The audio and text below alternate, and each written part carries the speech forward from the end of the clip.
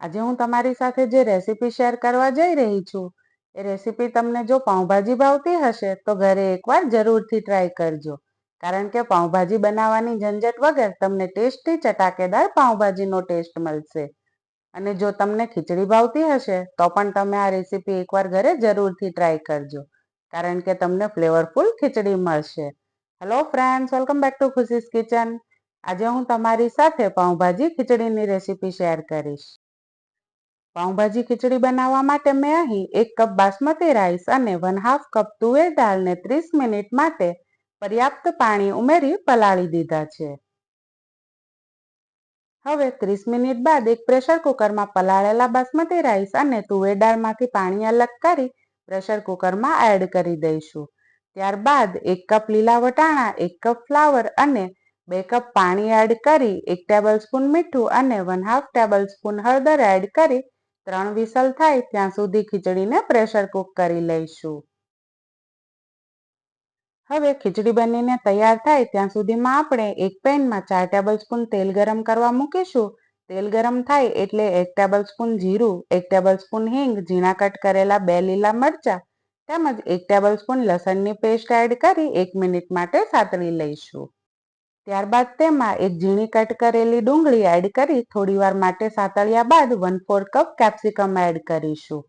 ત્યારબાદ ડુંગળી golden brown થઈ જાય એટલે તેમાં 1 કપ ઝીણા કટ કરેલા ટામેટા એડ કરી દઈશું અને સાથે મસાલામાં 1 ટેબલસ્પૂન હળદર, 1 ટેબલસ્પૂન ધાણા જીરું પાવડર, 1 ટેબલસ્પૂન મીઠું, 1 ટેબલસ્પૂન લાલ મરચું પાવડર અને લાસ્ટમાં પાઉંભાજીનો ફ્લેવર આપવા માટે 1 ટેબલસ્પૂન પાઉંભાજીનો મસાલો એડ કરી દઈશું. ત્યારબાદ બરાબર રીતે મિક્સ કરી લઈશું અને તેલ છૂટું પડે ત્યાં સુધી સાતળી લઈશું. બીજી બાજુ પ્રેશર કુકરમાં 3 વિસલ થઈ ગઈ છે અને પ્રેશર પણ રિલીઝ થઈ ગયું છે.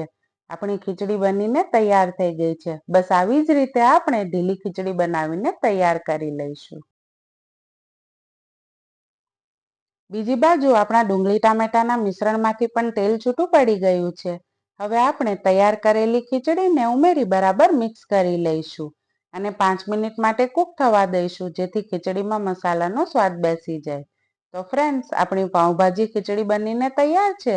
તેમાં લીલા ધાણા અને સ્વાદ અનુસાર લીંબુનો રસ એડ કરી સર્વિંગ પ્લેટમાં લઈ લઈશું. ત્યારબાદ ફરી લીલા ધાણા, ઝીણી સમારેલ ડુંગળી, ઝીણા સમારેલા લીલા મરચાં અને ઝીણા સમારેલા ટામેટા એડ કરી પાઉંભાજી ખીચડીને ગાર્નિશ કરી લઈશું. તો ફ્રેન્ડ્સ, મારી આ રેસીપીથી પાઉંભાજી ખીચડી ઘરે એકવાર જરૂરથી ટ્રાય કરજો. નાના મોટા સૌની ફેવરિટ બની જશે. અને જો તમને મારી રેસીપી પસંદ આવી હોય તો વિડીયોને લાઈક, કોમેન્ટ તેમજ તમારા ફ્રેન્ડ્સ અને ફેમિલી સાથે લિંક જરૂરથી શેર કરજો. અને હજુ સુધી જો તમે મારી ચેનલને સબસ્ક્રાઇબ નથી કરી તો સૌપ્રથમ ચેનલને સબસ્ક્રાઇબ કરી બેલ આઇકન પર પ્રેસ કરી દેજો જેથી મારા આવા જ નવા વિડીયોની નોટિફિકેશન સૌથી પહેલા તમને મળે.